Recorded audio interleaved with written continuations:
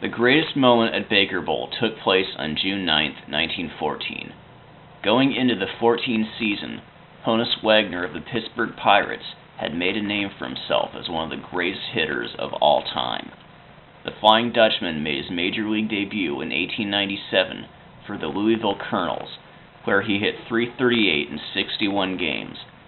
His rookie year was a sign of things to come, and from 1898 to 1913, Wagner would bat .300 or better for 15 straight seasons, win 8 batting titles, 4 RBI titles, lead the league in doubles 7 times, in triples 3 times, have 11 seasons of more than 30 stolen bases, win 6 stolen base crowns, and score more than 100 runs 6 times. And at the beginning of the 1914 season, his career hit total was at 2,036, just 64 shy of 3,000, a feat that at the time had only been reached by Cap Anson. For the first 2 months of the season, Wagner would gradually close in on the mark, and by June 8th was just 1 hit shy.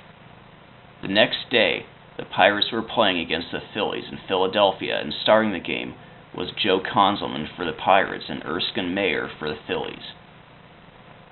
Both pitchers would hold each team scoreless for the first 5 innings, and Wagner would be held hitless in his first 2 at-bats.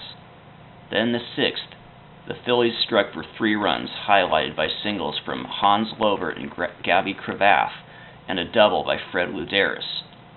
Mayer kept the Pirates scoreless for the next 2 innings. Then in the 9th, Wagner came up for his 3rd at-bat and would reach the 3,000 mark when he connected for a double. Wagner ended up scoring to narrow the lead to 2, but the Phillies would hold on to win the game. Although the Pirates had lost, the game's biggest highlight easily belonged to Honus Wagner, who had become the first player of the modern era to record 3,000 hits, and before the century was over, 21 more hitters would reach the exclusive mark. Wagner would retire in 1917 and end his career with a .327 average, 3,415 hits, 640 doubles, 252 triples, 1,732 runs batted in, 722 stolen bases, and 1,736 runs scored. Then, in 1936, Major League Baseball would have its inaugural Hall of Fame induction, in which Wagner was elected to, along with Ty Cobb, Babe Ruth, Christy Mathewson, and Walter Johnson.